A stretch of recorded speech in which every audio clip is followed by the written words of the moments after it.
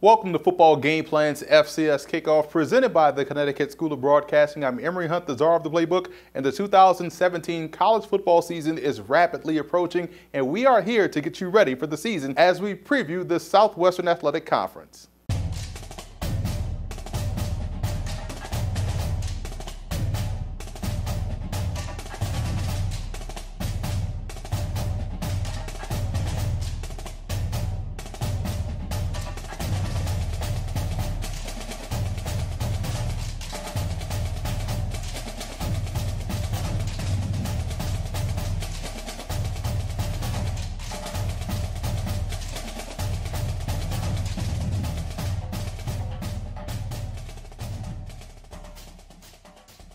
Here's a look at what we have in store for you guys in this season's preview. We'll take a look at some of the incoming talent in our recruiting roundup. We'll hand out some superlatives, including our preseason all-conference team in our conference preseason awards segment. And we will also take an early look at some of the 2018 NFL draft prospects that you want to keep an eye on this season. But first, let's kick things off by taking you around the Southwestern Athletic Conference as we go into our 4-minute offense.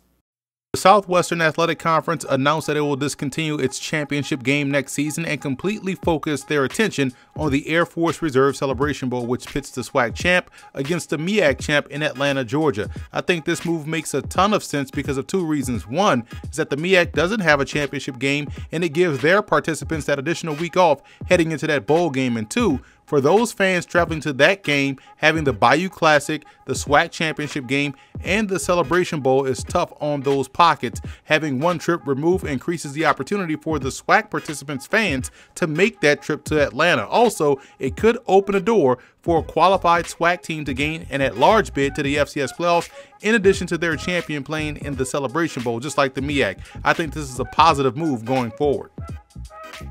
Quiet has kept the coaching stability around the SWAC is as strong as it has ever been. For the first time in a while, there were no head coaching changes within the conference. Also, these are 10 strong head coaches as well. When you have stability in leadership, the message gets clearer, the foundation gets hardened, and success starts to happen on a consistent basis. So look for 2017 to be one of the strongest top to bottom in the conference, and is due to the coaching talent that lies within. Another reason why the optimism is higher within the conference is because of the quarterback play. There are some tremendous passers in the SWAC this year and some talented prospects coming into the conference as well. Devontae Kincaid is a legit NFL prospect coming off a spectacular season with the Grambling Tigers. Austin Howard of Southern is one of the best pure passers in the FCS, and we've seen the importance of Alcorn State's Lenora's Footman's impact on the team as he led the Braves to the Celebration Bowl in 2015. As long as the quarterback play stays high, the conference as a whole will remain competitive. This year's MEAC SWAC Challenge pits the Southern Jaguars against the South Carolina State Bulldogs at A.W. Mumford Stadium in Baton Rouge, Louisiana. And this MEAC SWAC Challenge started back in 2005, and the MEAC holds a 9-2 advantage over the SWAC. And what's interesting about this is that the Southern Jaguars have the only 2 victories in this series, with the 2007 win over Florida A&M and a 2010 victory over Delaware State. This is a really good matchup because it pits 2 historically strong programs against one another to kick off the season. In college football, you're only as good as your ability to recruit and develop the players that you bring into your program. And this past signing day, there was no shortage of future impact players added to the conference. So let's hit the recruiting trail to see how well these teams recruited this past offseason. I spoke earlier about the talented quarterbacks coming into the conference, and Alabama A&M grabbed themselves one in Akil Glass. The 6'4", 225-pound Glass has outstanding field vision and shows very good touch in the intermediate to deep passing game. He's a pocket passer that also has the ability to run if need be, and head coach James Spady has someone in Glass that has the potential to be a star.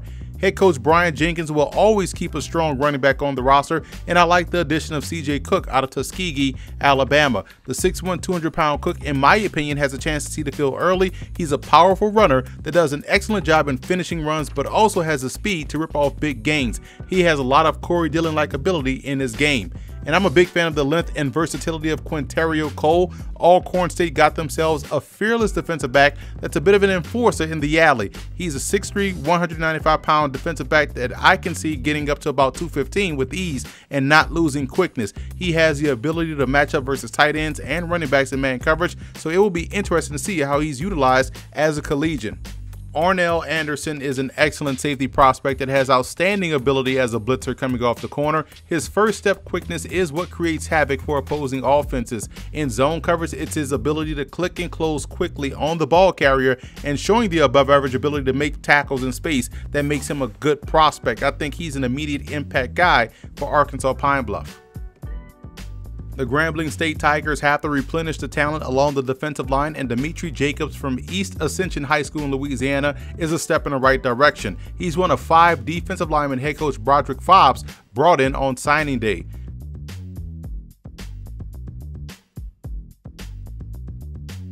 Jackson State landed a great quarterback prospect in Jeffrey Toney. Toney has a chance to thrive in this Tiger spread offensive attack. He does a great job in keeping his eyes downfield on a consistent basis and has the arm strength to get it to wherever he wants to go on a football field. He's listed at 6'6", 223 with the frame, in my opinion, to easily add 10 to 15 pounds. I think he has a bright future ahead of him. The Delta Devils signed quarterback Dewayne Betts, who was known as Baby Cam Newton, at the KIPP School in Memphis, Tennessee. Betts does a great job in buying time in the pocket and also has strong running skills to be considered a true dual threat.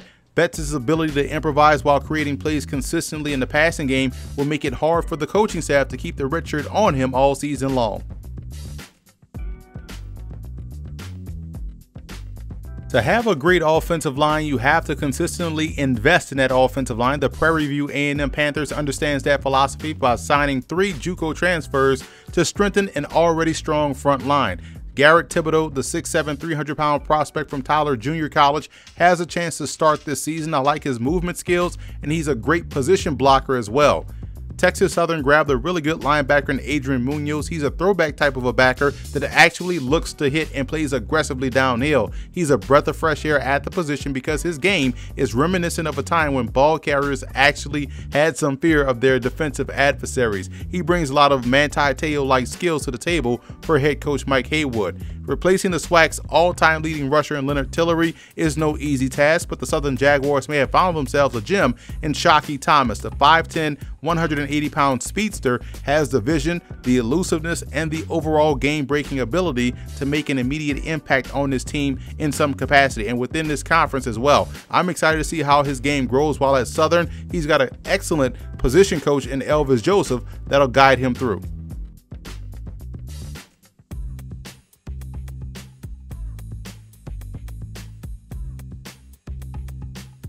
This conference is filled with talented players across the board, and what better way to illustrate that than to unveil our 2017 preseason all-conference team. Starting with the offensive side of the ball, and we've compiled an impressive list here. The Grambling State Tigers are well represented on this all-conference team. The explosive Martez Carter, the impressive tight end Jordan Jones, and 2 talented offensive linemen in William Waddell and Trent Scott, along with quarterback Devontae Kincaid. Also in the backfield is Alabama A&M's Jordan Bentley, who's coming off a tremendous freshman season where he ran for 851 yards and 9 touchdowns, averaging 5.4 yards a carry.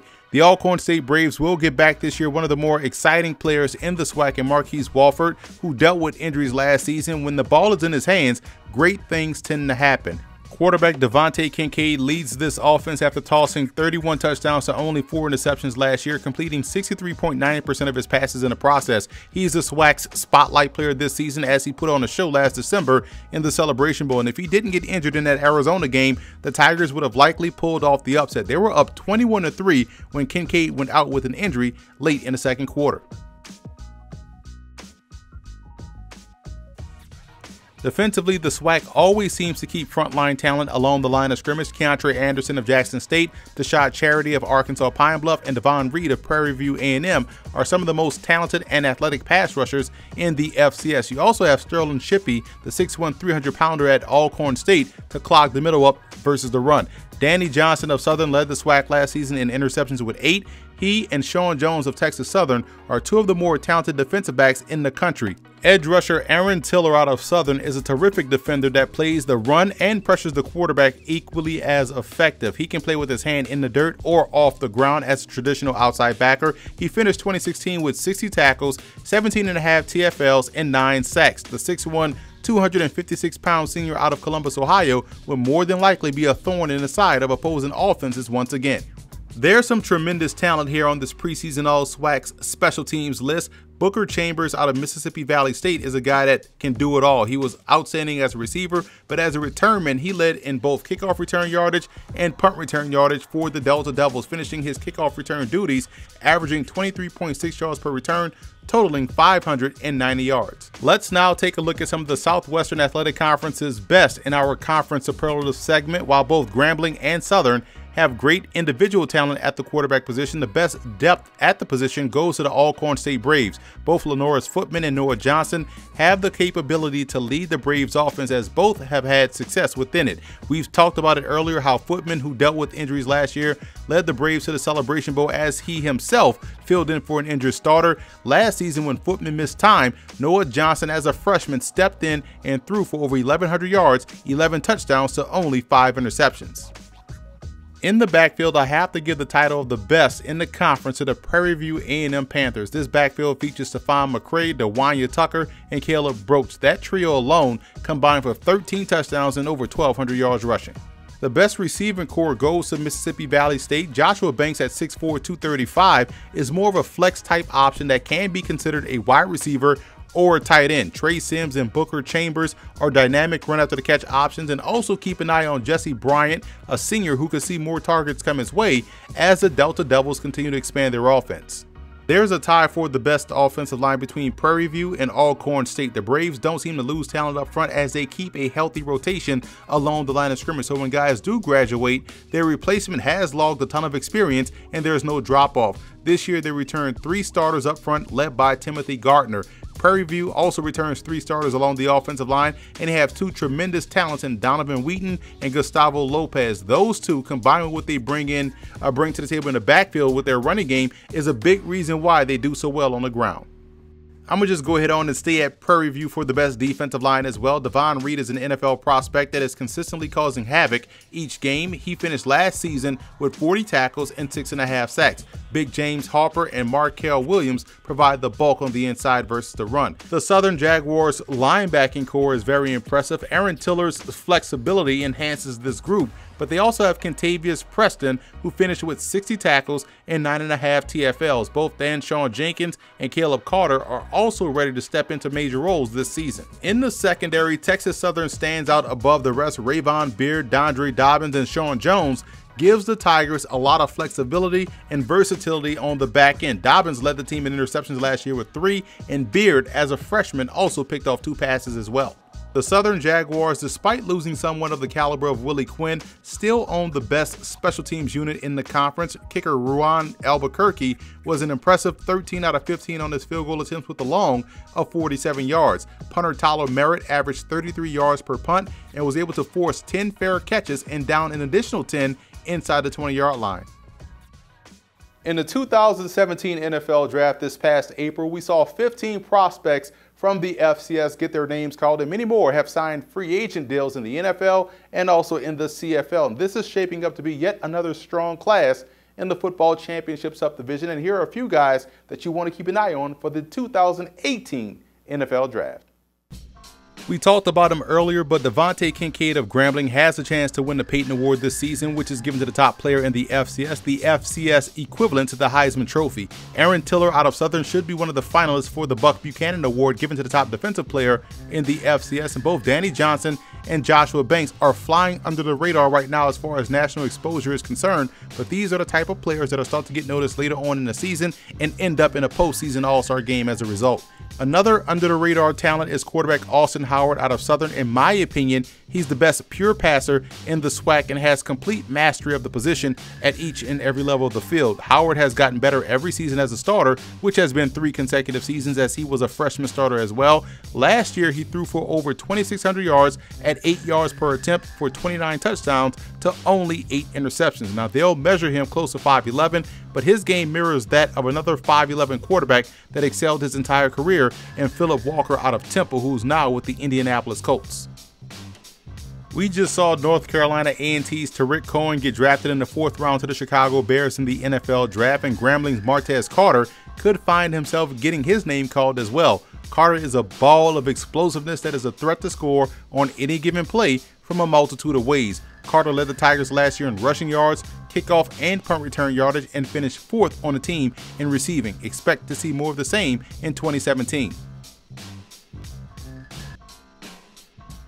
Keontre Anderson of Jackson State shows excellent acceleration to the ball carrier or to the quarterback. He played opposite of Javancy Jones last season, and this year will be the focal point of a lot of offensive lines each and every week. Now, what I like about his game is how functionally strong he is at the point of attack. He also shows great technique as well, which leads you to believe that he can bulk up and hold his own as a standard 4-3 defensive end.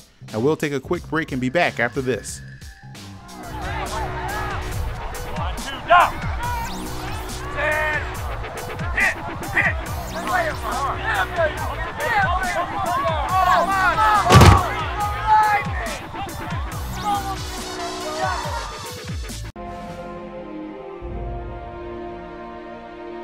For me, I think the biggest thing that football taught me was how to overcome adversity. At some point in your life, you're going to have some tough times. You have to have that next play mentality. That cohesiveness and that working together, that's really something special that you can't get in a lot of other areas. When you practice that and you live that in other phases of your life, it becomes second nature because all you know how to do is fight. It's not an easy game. If it were easy, everyone would do it. You start to appreciate the smaller contributions that people make. You don't just look at the big one because you knew it took 6 or 7 other guys who are unsung. And you can't take shortcuts and be successful. Doing what they do to make it possible for the guy getting the press clippings or whatever it might be. In this game, whether it's as a coach or a player. So I would certainly say that you definitely got a very quick lesson in how to overcome adversity playing football. We've now reached the part of the show where it's time to go more in depth on what we can expect within the conference in 2017. Mississippi Valley State has some pieces on their roster to be successful. I think personally they're strong at wide receiver, in the secondary, and on special teams. The biggest question coming into the season is whether or not they can get consistent play from their offensive line, which ultimately affected the quarterback play last year, which is another question mark coming into this season. This will be Rich Komege's 4th season in the Valley, and it's time to start to see things get turned around. Their schedule is tough as 6 of their first 7 games are on the road. Head coach Tony Hughes is building something sustainable at Jackson State. Last season, it was their defense that made headlines, and it could be that way again this year despite some of the key losses. Who will step up and take the reins over at quarterback will be key. I think the Tigers have enough talent at the skill positions and along the offensive line to be effective. The second game of the season is against Tennessee State, who looks really strong this year, and we'll learn a lot about the prospects of the 2017 Tigers during that ball game. I feel like Jackson State is about a year away from making some serious noise in the SWAC. Alabama State was a lot better in my opinion than their 4-7 2016 record indicated. The biggest reason for optimism this year is due to the fact that the Hornets lost a lot of close games last season, and the hope is that the 2017 team, which returns 15 starters and a host of lettermen, learned from those experiences and are ready to close out opponents in the 4th quarter. The Hornets are still solid across the board, but the biggest question, as is with the previous 2 squads we've talked about already, is at quarterback. But I can trust head coach Brian Jenkins that he'll find the right mix of what he wants back there at that position, and will have his team ready to play each and every week. This year, despite some of the losses, they'll be in the mix for the East Division title. I think Alabama A&M will surprise some people this season. Head coach James Spady has quietly built a talented roster, and they return 15 starters. Where they'll win some games this year is by wearing down teams with their running game. The Bulldogs are bullish up front and have one of the best backs in the conference in Jordan Bentley. Defensively, they'll be fine at the 2nd and 3rd levels. The hope is that long sustained drives on offense will have a positive effect on the defensive line that got wore down late last season, especially later on in games. If they can survive their non-conference September slate, they have a chance to make a nice run before they meet up with Alabama State on October the 28th. Head coach Fred McNair and his Alcorn State Braves head into the season with a ton of optimism as they have the most stable situation in the East Division, especially on the offensive side of the ball. The Braves are strong at quarterback, running back, on the perimeter, and also along the offensive line. Their biggest question is at linebacker. However, with 7 defensive starters returning, with the strength being along the defensive line, the thought process is that they'll be able to be productive as a result. Keep an eye on September 9th against Florida International and September 16th against McNeese State, who comes to the reservation. The Braves have a chance to pull off a shocker in one or both of those games.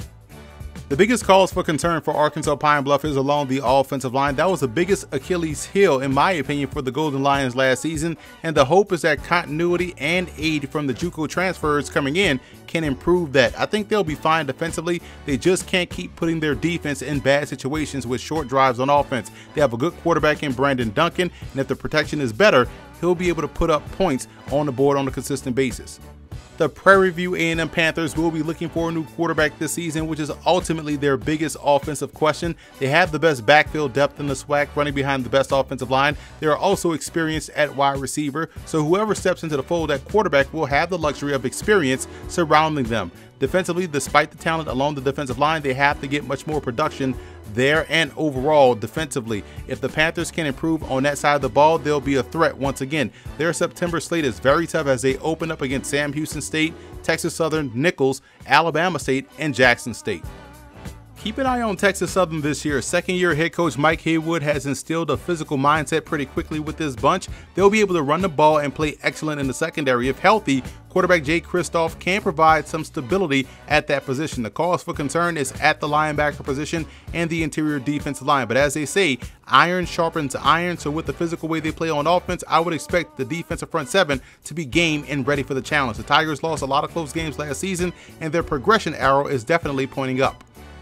This may be a defensive-led team for the Southern Jaguars in 2017. They lost a ton of firepower offensively due to graduation. The saving grace is that they return one of the best quarterbacks in the FCS in Austin Howard. The Jags will be replacing the all-time leading rusher in SWAC history in Leonard Tillery and a dynamic playmaker on the perimeter in Willie Quinn. The hope is that the defense can carry them until they get their sea legs underneath them on that side of the ball, on the other side of the ball. Now, those questions, coupled with the fact that they didn't have spring ball this year to work out the kinks, makes that game on November 4th against Prairie View A&M very interesting.